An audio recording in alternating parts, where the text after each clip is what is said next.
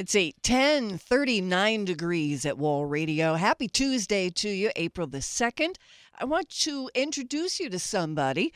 Uh, she's going to be performing at City Winery, Hudson Valley next Saturday, not this coming one, but next Saturday, April the 13th. On the phone with me is Annie Davis of Trashy Annie. Hello, nice to meet you, Annie. What's up, Kate? Thanks for having me on. Oh, we're so glad. I've been doing a little bit of homework to find out about your band because I have to confess I wasn't already familiar with you. But now that I've looked around a little bit, you look like too much fun to pass up. I got to be there at City Winery.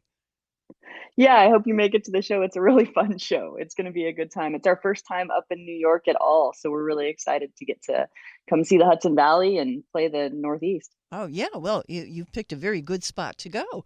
Um, City Winery, Hudson Valley, a very pretty location. And it's just a little bit down the road from where Orange County Choppers used to make those motorcycles when they were on the TV show. So, Oh, see, that's a great. little bit of history there. Yeah. So, Trashy Annie is the name of the band. You are not trashy, or are you? Well, I'm the Annie. My boys are the trashy part, right? Oh, see, that's a Oh, great explanation. That's perfect. no, I'll give you the origin story of Trashy Annie. So I got into music. So I'm 48 now, and I just got into music 4 years or so ago during the pandemic. Not music for the first time. So I was a trumpet player as a kid. I taught myself to play because I grew up on welfare and food stamps and super poor single parent household, and there just wasn't going to be money for college. And Yeah. so as a little peanut, I was like, I got to figure out some way to pay for college someday. And in my little tiny fifth grade mind, I thought being a musician, that will surely be the way to ensure that I make money as an adult. So Completely. I Yes. decided it's flawed thinking, but I borrowed the last instrument that my little elementary school had to loan, and it was this old dented trumpet that was, broken keys and a stuck tuning slide and all the things. But I loved it, so I taught myself to play and ended up, fast forward many years, put myself through college on music scholarship, You and did so I it. loved music. Uh-huh. Yeah, it was everything I wanted to do with my life, as a kid. And then I got close to the end of college, and I thought, oh no, what am I going to do with a music degree? I can't. I don't want to live in a van down by the river forever. you know? So reality hit in, set in. So I got out of the music world at that time and pivoted and went into actually biomechanics and started a biomechanics company called Run Lab, and That have doesn't done that sound for. trashy at all.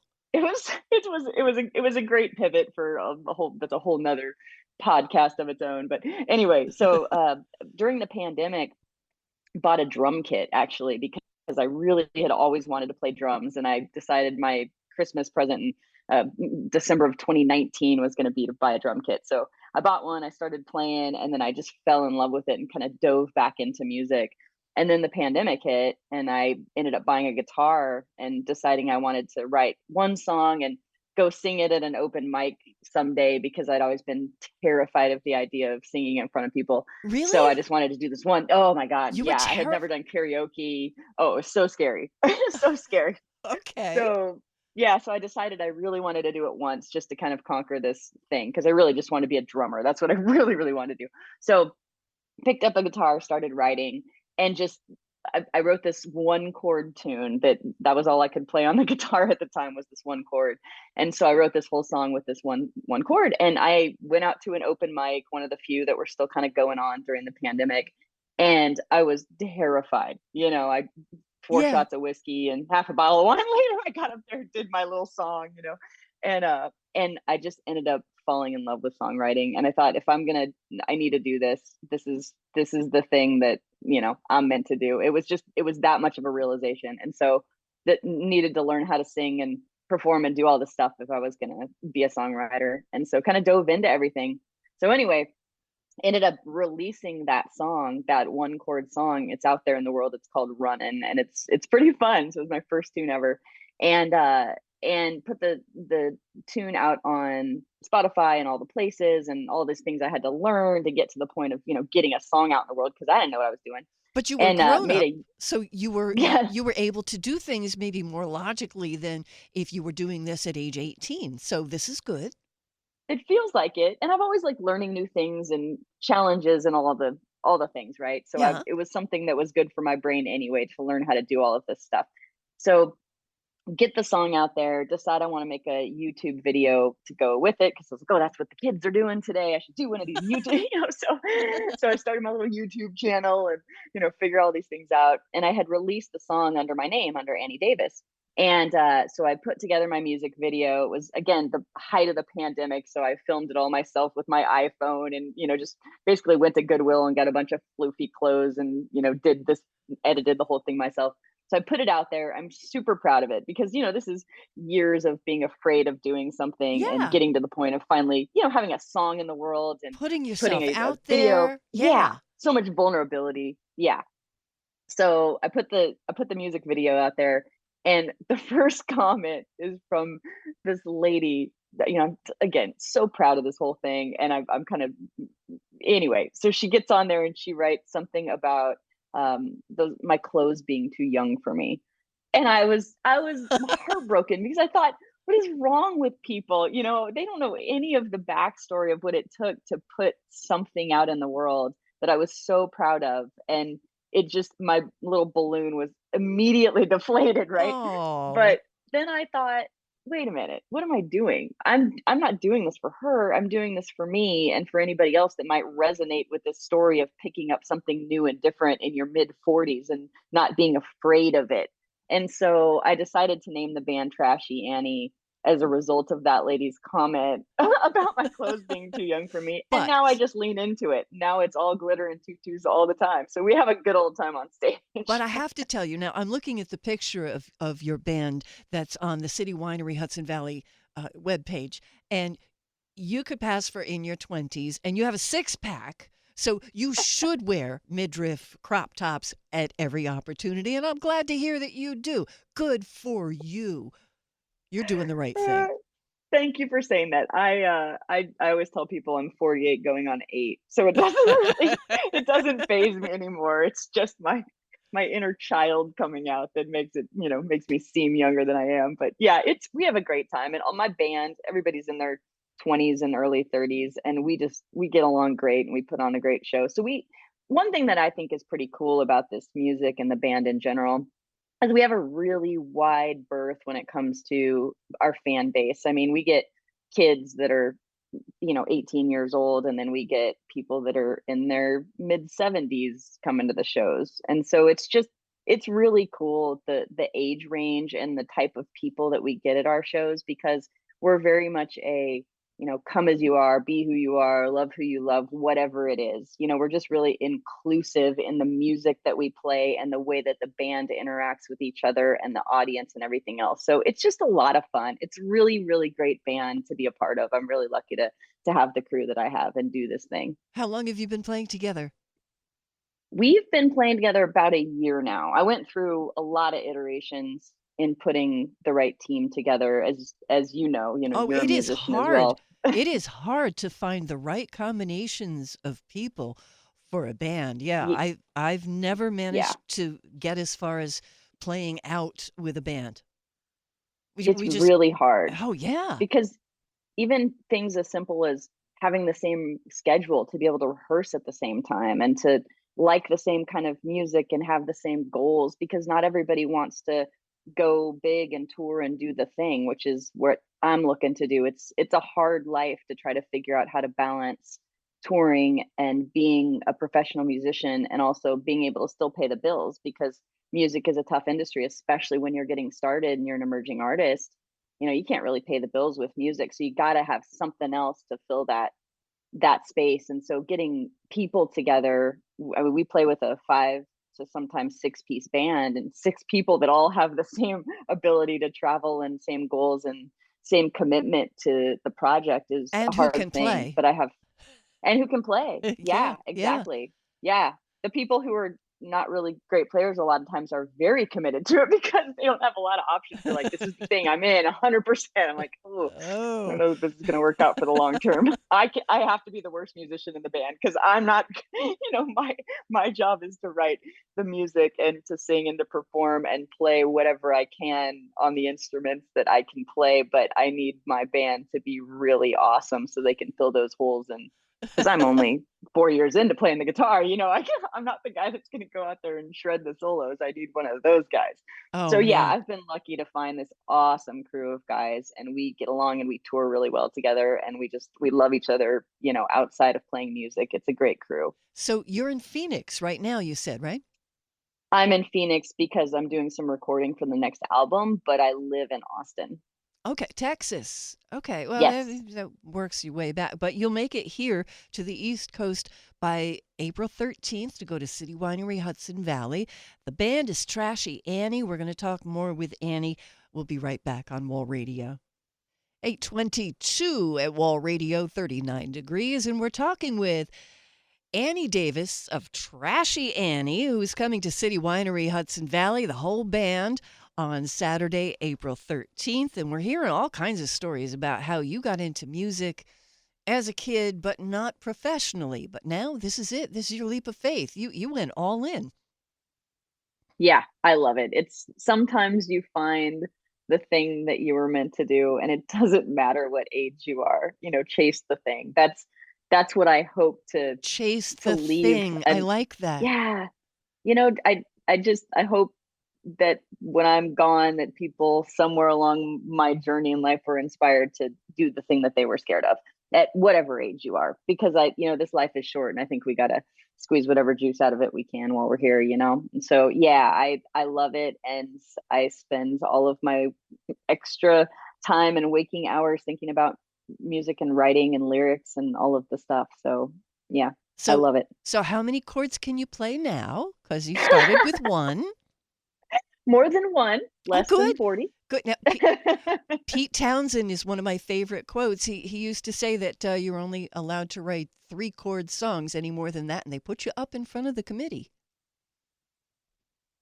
I do feel like simplicity in chords is fine. I find with my band, whatever iteration I've had with my band, but especially this current crew of people, they sort of understand my songwriting process, and it starts to make sense to them when we talk about my songs being slightly complicated. They sound really simple when it comes to the chord progression and structure and arrangement of the tune, because they are. For that, the reason I don't know a lot of chords, and I write with what I know at the time, and it's a That's fair. small, Yeah. yeah. But I mess with the timing a little bit. So I end the chords at times when maybe the chords wouldn't normally end. And I sort of write, a lot of songwriters kind of do this, where they write the chords to go along with the vocal melody. And it's different than writing a 4/4 song where the chords always change on the one or the two or Right. whatever it is. Right. And it's a little funky at first when people play my music. They're like, the timing is a little weird, but once they settle into it, they're like, ooh, but I like it, and it's different, and it's simple, but it's not. And so you've taken a lot of really simple chords and sort of woven them in to fit the vocal melody in a way that's kind of hooky and interesting. So Hooky. it's Hooky. That's a it's good word. yeah. I mean, it's I don't do it on purpose. I do it because that's what makes sense to me in my simple little songwriter brain. But it ends up coming out kind of cool on the back end because of that, or at least that's the feedback I get from my bandmates. And now I want people to know that they can find out more about you and hear some of your stuff on trashyannie.com, your website, Yes, ma'am. anytime. Okay. And you were mentioning that you guys did a cover of the song Drift Away. I want to be able to play that. I haven't listened to it yet because I just heard about it. You just told me about it before we went on the air. So we're good with that, and I could play it, and it has no bad words in it, right?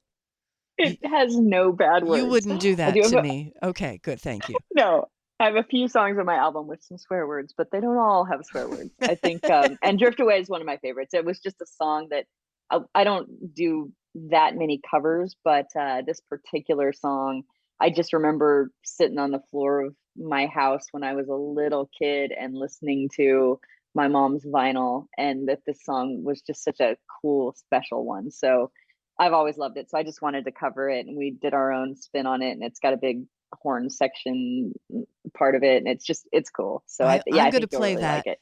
I'm going to play that as we come out of the news after you and I are all finished. I'm going to play your song Drift Away because you sound, in everything that I've listened to so far of yours, you just sound like you're having so much fun, but you're able to have fun on pitch, on key. That's good. That's good.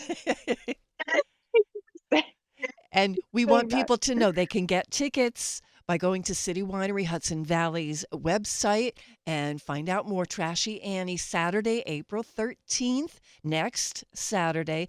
And the website is citywinery.com. Just remember to go to /Hudson Valley. And we still have a few minutes. What else would you want to tell us about yourself that would really make people want to just pack up now and sit at City Winery until you get there in another week and a half?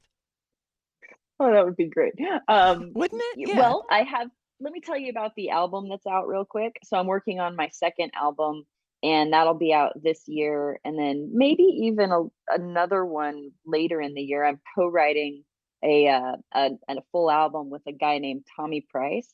So I've never written with anybody else before. It's always been a solo endeavor, and he got a hold of my first album, which is called Sticks and Stones, and it was released under Cleopatra Records this last May. And he got a hold of that and called me up and said, "Hey, I'd like to write with you." And I said, "Okay, who are you?" And he said, "My name is Tommy Price," and he's from up in y'all's neck of the woods, from the New York area. And turns out he has been. I thought this name sounds really familiar. I look him up, and sure enough, he's been Joan Jett's drummer for 40 years. Oh, He played baby. with, yeah, he played with Billy Idol on Rebel Yell and all the big ones, and Blue Oyster Cult and a bunch of people. So but he's really been Joan's drummer for a long, long time. So I said, "Yeah, let's do that." So he and I got together, and this guy is the nicest guy ever, and we're writing some really cool stuff together. A little more of a punk vibe, a little harder rock stuff.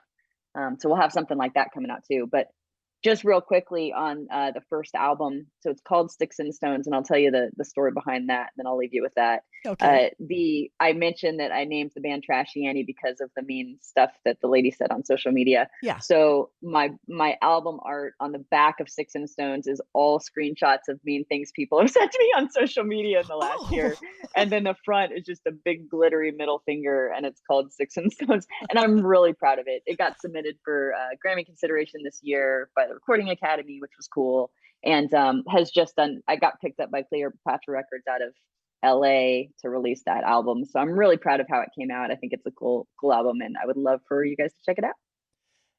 that sounds wonderful. This is going to be a hot show, Saturday, April 13th. Thank you so much for taking time, for getting up this early to talk to us. Thank you.